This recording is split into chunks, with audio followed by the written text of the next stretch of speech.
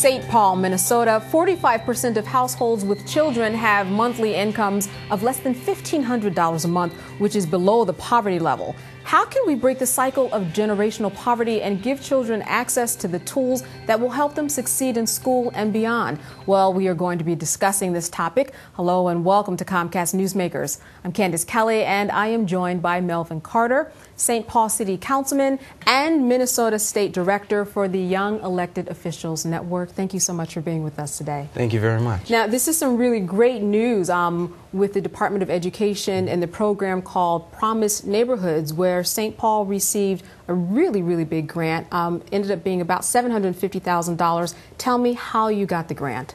Well, through a lot of hard work and coordination. I think one of the reasons we got the grant was because we didn't just start when they put out an RFP. It's really built on a lot of work that's happened in Minnesota and specifically in St. Paul over the past 20 years. We're really focused on closing the achievement gap by building a cradle to career continuum that enables all of our children to succeed in school and in life. Right, and this is something that was modeled off of the Harlem Initiative Zone, all right, and that's run by Jeffrey Canada in Harlem, New York. An amazing model. He's had amazing success. Tell me a little bit about what you were doing in order to model yourselves after his model. It really is. The Harlem Children's Zone has done some incredible things. They have close the achievement gap among the children that they serve, and they're outperforming the New York State average. We're seeking to replicate their successes. We have a brand new model that we have to create. It's sort of like tailoring the suit to St. Paul. Right, you know, we have to make it fit our community, and so we've got a different community. We're working in public schools. We're working with the unionized workforce.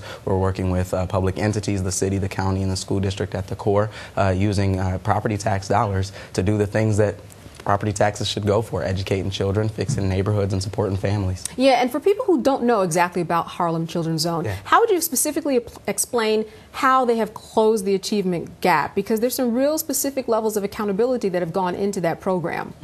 I think you hit on it exactly, accountability. I think the two things that I would say that they've done is, one, they have replaced sort of scapegoating and excuses with a real sense of accountability over time, over the long term.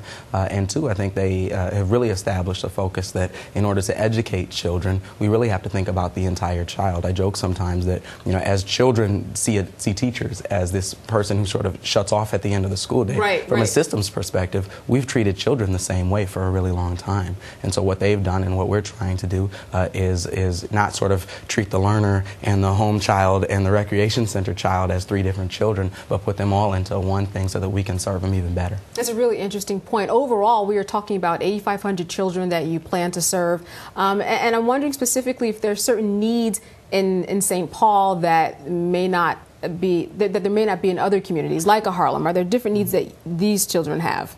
Well, I think a lot of the needs, sort of on the surface at least, are probably pretty similar. One of the first things that we did with our planning grant, which we're working in right now, is really survey the community. Because even those of us who know St. Paul really well, you know, there was an opportunity to survey our community, and we got about 650 respondents from this community, so that we could really assess what are the specific needs that exist in our community. Have a statistically significant set of data that we can use, not only to say what should we be doing now, but how should we track this information over time. So we've got, you know, foreclosures. We've got a high achievement gap. St. Paul or the Twin Cities metro area has the highest achievement gap of any metro area in the country. We've got the highest employment gap of any metro area in the country. A lot of those issues are the same as many around the country. We're really exacerbated by large communities of color, a number of large communities of color, and also some really high gaps between the white community and those communities of color as well. We have about 20 seconds, and I'm wondering where this is now. You mentioned that you've done the surveys.